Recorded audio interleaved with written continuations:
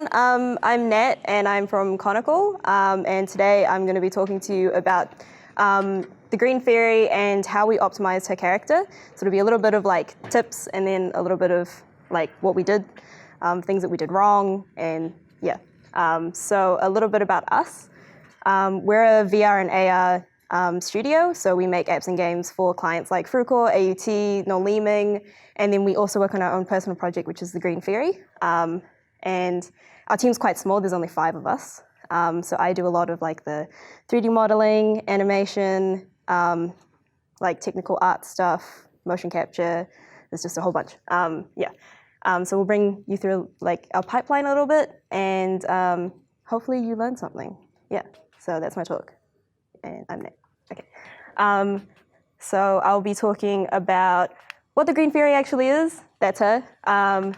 Some tips for VR and AR optimization, polycount optimization, topology optimization. So these 3 are kind of intertwined, so I'll try and like split them out a little bit to make it a little bit less confusing. And also like cosmetic touch-ups to make the Green Fairy look dateable. Yeah. So with the Green Fairy, have you ever wondered why the traffic lights glow? Have you thought that maybe it's fairies that live inside them that make them glow? So the story of the Green Fairy is about these 2 fairies that get up to a bunch of mischief, and they teach children to control their inner traffic light, and it's kind of like, teaching children life lessons along the way. It's a VR experience, and we're also developing for an AR platform as well. Initially, we wanted to create the Green Fairy for film and have her as a CGI character. But with mainstream VR technology coming out when we were first starting, we challenged ourselves to learn more about this medium. So this is the prototype, and I'll just play a little bit of it so you can see what she looks like. This one was developed in Unity, and all of her animation was done with motion capture. So it's a little bit wobbly because it's like the capture of someone wearing the headset. So you can see she looks a little bit creepy. A little bit sort of uncanny valley. She's right in there. You can see that she's, Okay, so that's that. Oh, is it gonna play again? How do I get it to, okay, hold on. Okay, we're good. Okay, so that's what she looks like, and this is what she looks like now. So last year we applied for the New Zealand Film Commission's Interactive Fund, which gave us the boost in December to start revamping the Green Fairy. And so one of the things we wanted to do was really make her look good for that. Yeah. So why bother with polycount optimization and any of that, right? A really good thing for VR is to keep the frame rate consistent in order to combat VR sickness. So when you have the headsets on, all you can see is what's on the headset, right? So people can really start to feel sick if frame rate drops occur. And it's also a really good idea to keep your frame rate high, like as high as possible. So headsets have to render everything twice because we have 2 eyes. If we had 3 eyes, it would be 3 times that. So the Oculus and the Vive both render out at 90 is sort of their top. And for VR, you want to keep everything above 60 if possible. You do have a little bit of leeway because with VR-capable computers, they do need to have quite high specs in order to run VR. But what we really wanted to make sure that we did was, because VR sickness really, really sucks, we wanted to make sure that people weren't getting sick when they were trying the Green Fairy. We've noticed that when people do try VR experiences and they feel sick, usually they won't come back to it. So sometimes we'll have people come up and be like, oh, what's this? Oh, it's VR, I don't really want to try it because the last time I tried it, it made me feel really ill. And it's usually because they've tried the cardboard headsets and those ones are not as comfortable or nice. Yeah. So everything helps because everything adds up with VR. So keeping poly count low means that we can put more special effects and make everything look pretty in the engine as well. So what's the deal with topology?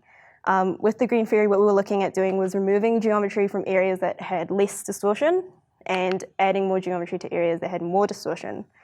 So I had a friend who was talking to me about it, and he was like, But no one's really going to see the nice topology that you do for your models, right? Like you could totally just fuck it up, and like no one's gonna see it, because when it's in the engine, you don't see the wireframes, you don't actually see what it looks like. But because it would be okay if it was just me working on the model, but because we work quite we're all quite involved in the process, our model gets used by a lot of people on our team. So doing that now, and making her look good, means that we save time later. Yeah, and so blend shapes and skinning as well need really good topology. Because she's a very human-like character, we want her to move like a person does. Yeah, okay. And then the cosmetic changes. So from previous Green Fairy, you can see that she's a little bit in the uncanny valley. Story changes also meant that her design shifted. So we've changed her to make her look a little bit more nature-inspired. Her dress was bad news because it was done quite quickly and it was really hard to animate. So now we're going to try and put physics in and make it look all nice. And her body proportions were just like, what was going on? Yeah. So I'll show you what the Green Fairy did look like. And it's like this. You can see here she's got 16,000, almost 17,000 quads, which is okay. That's pretty standard. Nothing wrong with that. But on her front, you can see that she's got Barbie doll proportions, which isn't too great, especially since children are kind of our main audience. Want to make sure that, things are good. And her knees don't have very good topology for bending of joints. And on her face, you can see that she has no bottom eyelids, which made it really hard to animate whenever she had any blinks going on. She also doesn't have a very defined brow. So you can see there, ooh, does that work? That was my finger. These are really far apart when really what we want to do is add a bit more geometry around here so that if her eyebrow goes up like that, we can see that happening. And her cheeks as well, they don't have nice curvature built in so that when she smiles, her cheeks go up. But you can see on this that what we had to do was actually create like eyelids out of a separate sphere that would like rotate over her massive eyes to get her to blink. And you can see that her face doesn't look very expressive. Even though she's smiling, you can't see any of that cheek geometry moving up. Yeah. So our next step, and I want to advise you guys not to do it the way that we did, which was we had a separate artist working on it, and then it was passed to another artist, and then it was passed to me for final tweaks. So try not to do that. Try to just like get one person to do it and then make it all nice, like easy and good. So now she's gone all the way up to 28,000 polys, which is like not as good. We weren't too sure here whether we wanted to keep the poly count high or low, because our director was kind of like, but she needs to look really good in VR. She needs to look nice and smooth. So we amped it all up, but there's a lot of problems with this model as well. So you can see on the front view here, the torso to leg ratio is off by a lot. She's got really long legs for like no reason. I don't know what's going on there. She's also got like really fat thighs and then like sticks down the bottom. And her boobs are really round and weird for some reason. So that needs fixing. And then onto her face. Her mouth is now open for some reason. Don't know what happened there, but you don't want the mouth to be open because it's supposed to be your neutral face. And so if her mouth's open, she'll just be standing around going the whole time, which we don't want. Like the eyelashes have now become attached to the model. Don't know what's going on there. And this gap, you can see on her nose, the top geometry is sort of widened for the rest of her head. And it still doesn't have very good topology there for any of the brow movement. Yeah. So this is the model that I was given to clean up. This one's the same at about 28,000 polys, but now we've also added wings and a dress. So first of all, her head has like this really weird bump. And on her front, you can see it's kind of gotten better, the torso to leg ratio, and that's mostly because we added in the dress, so you can kind of see where her waist cinches in and then the dress comes out. But her legs still look like twigs, which is not great. And this is what we did with the body, which was we removed the geometry that you can't really see. But we had to keep a lot of the leg geometry there because, when you move, your dress goes up. And so we had that. And now onto her face.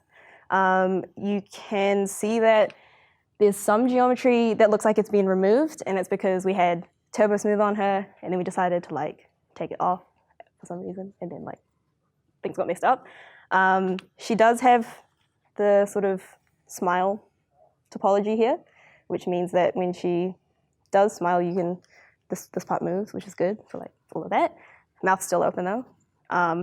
And the eyebrows gotten a lot better, so this is pretty good topology in terms of how you want eyebrows to move. She still doesn't have eyebrows, but she has a brow. Yeah. And we also switched over to flat planes for the eyelashes, which I will get to a little bit later on. Yeah. And so my biggest peeve was her boobs don't look good. She has this tumor under her arm now. Her boobs are flat. Okay, that was supposed to be that face that does this, the emoji. My emojis didn't work. And this line here was the bulge of where the arm met the chest area, but it was a bit of a mess as well. And so onto the profile view, she has another tumor on her back. And I don't know what was going on there. So had to fix that. So this is our final version of the Green Fairy. And it's now down to 18,000 polys, which is wonderful. Hooray.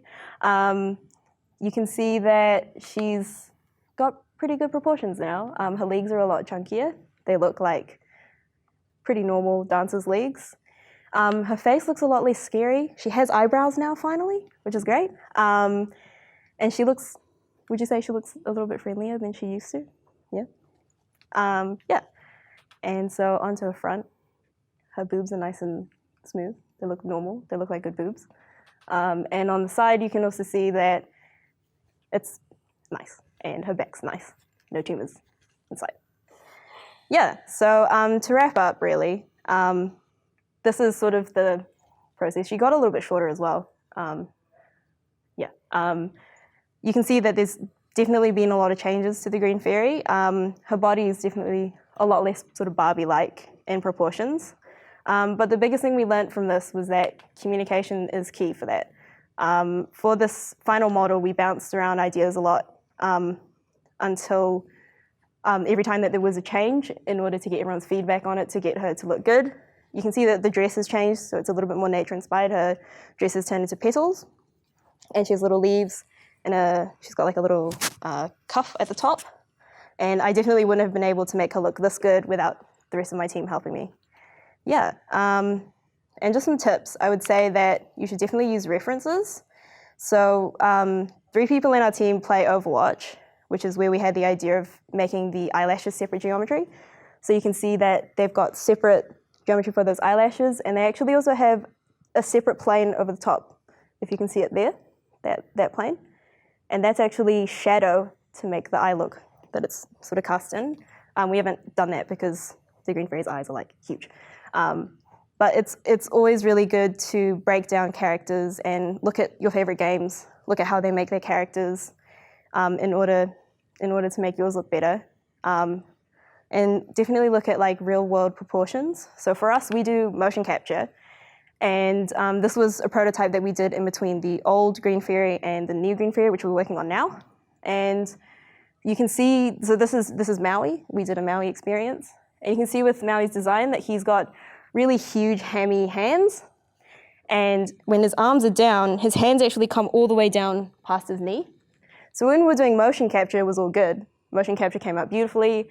But as soon as we applied it to our character, who's also very low poly as well, his hands would constantly be clipping through his legs. And we had really big issues with him rowing, because he would be, rowing like this. But on the actual model, his hands would be just out here. So yeah, it just looked terrible.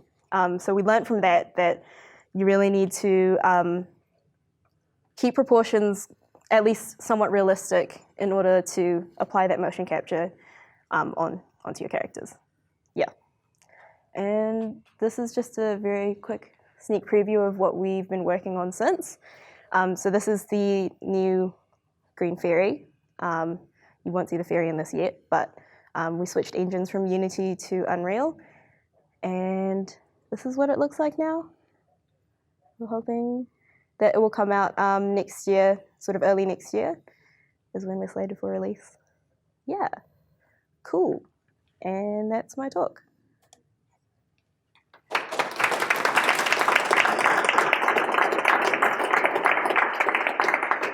And does anyone have any questions or anything? Yes. Why did you change from Unity to Unreal? So we switched over from Unity to Unreal because what we did in between was that Maui project, and we switched over and were really amazed at how quick and how simple it was to actually make things look beautiful in Unreal compared to Unity, where we found we had to do a little bit of work to get it to be at that sort of cinematic, really nice level. Yeah, which is why we made the switch. Yeah. Any other questions? Ask me questions.